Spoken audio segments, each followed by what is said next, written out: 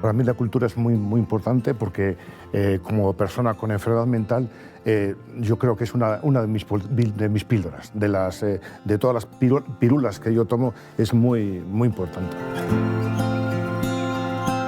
Bueno, pues yo tengo que decir que mi relación con la cultura es directa. Yo soy actriz, creadora y estoy vinculada a un grupo de teatro que se llama Sempatu, y la verdad que para mí es terapéutico, es algo donde yo me siento libre, expreso lo que tengo que decir y estoy encantada de estar en ese vínculo, ¿no?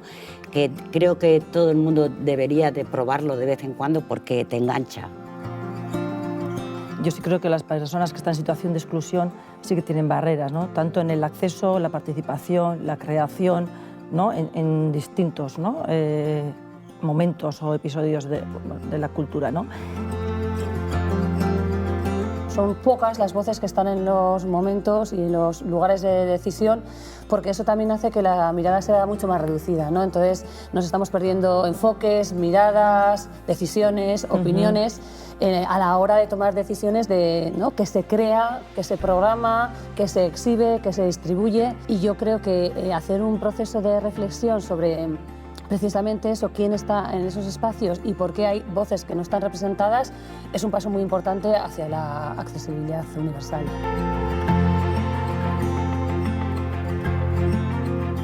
Luego también está el resto de derechos que son vulnerados, como puede ser el derecho a la vivienda, el derecho a la sanidad.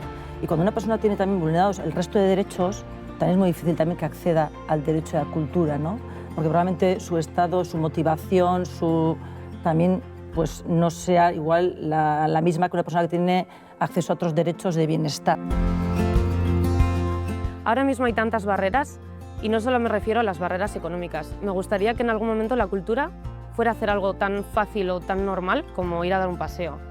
Yo no entiendo la cultura como un lujo, yo entiendo la cultura como un espacio necesario en mi vida, por lo cual eso es lo que intento hacer en el día a día con estas personas, que sientan la cultura como un espacio propio. A mí me gustaría que todos los grupos de personas con los que estamos trabajando y que estamos recibiendo en estas actividades sintieran que tienen la puerta abierta para venir a escuchar una orquesta sinfónica.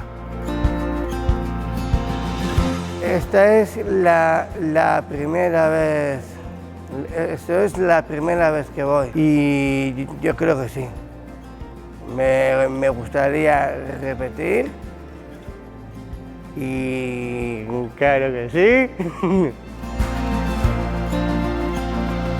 Bueno, nos gustaría que también se dejaran atrás barreras como físicas, sensoriales, cognitivas, y que se le pudiera dar más representación a colectivos minoritarios. Me parece muy importante también, no solamente para la gente que se sube, ¿no? por primera vez a las tablas, sino para el público, ¿no? que ve representado todo tipo ¿no? de colectivos y que entienda que por qué no va a ser un espacio también para él o para ella, ¿no? En mi caso, esa barrera ya se ha roto. Como decimos en teatro, hemos roto la cuarta pared. Y entonces me parece importantísimo lo que has dicho de que haya personas diferentes, con diferentes cuerpos, con diferentes voces, escenificando lo mismo una historia que reivindicando derechos o otras cuestiones sociales que no son visibles o que las vemos pero no hacemos caso. Entonces, representar esas situaciones es muy importante.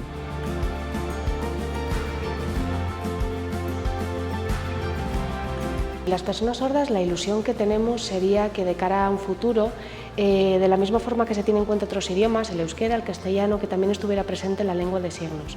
Que cualquier persona sorda pudiera acceder a los museos o a la cultura y que a través de un código QR toda la información que se transmita estuviera en lengua de signos para poder acceder en igualdad de condiciones. Ikusten dudana da oztoporik gabeko kultura bat. Hau da, oztopoak baino zentzu askotan. Ez da dila egon oztopo fisikorik, edo sozialik, edo ekonomikorik, hau da, ez da dila inor kanpoan geratu, kultura arloan, eta gero baita ere ikusten dudan kultura da eleanitza, eta euskararen indar bereziarekin. Para mí, una parte de la magia del teatro es justo eso, ¿no? Cuando se apagan las luces y va a empezar el espectáculo, yo lo que veo es la comunidad. No veo individuos, sino que desaparecen las características de cada uno y es un conjunto de gente unida para disfrutar del espectáculo, ¿no? Entonces me gusta mucho esa sensación de que desaparece quiénes somos, qué problemas tenemos, qué habilidades, qué somos, ¿no? Un grupo de gente que estamos en ese momento juntos en comunidad para el disfrute del espectáculo que vaya a comenzar. Arriskuan egoeran dauden pertsonak edo pertsona gehiagok gure taldetan, gure talde artistikoetan, gure talde teknikoetan egotea nahiko genuke. Hori lortzeko, formakuntza bultzatzea beharrezkoa da eta gure sormen prozesuetan ere espazioak irekitzea beharrezkoa dela uste dugu.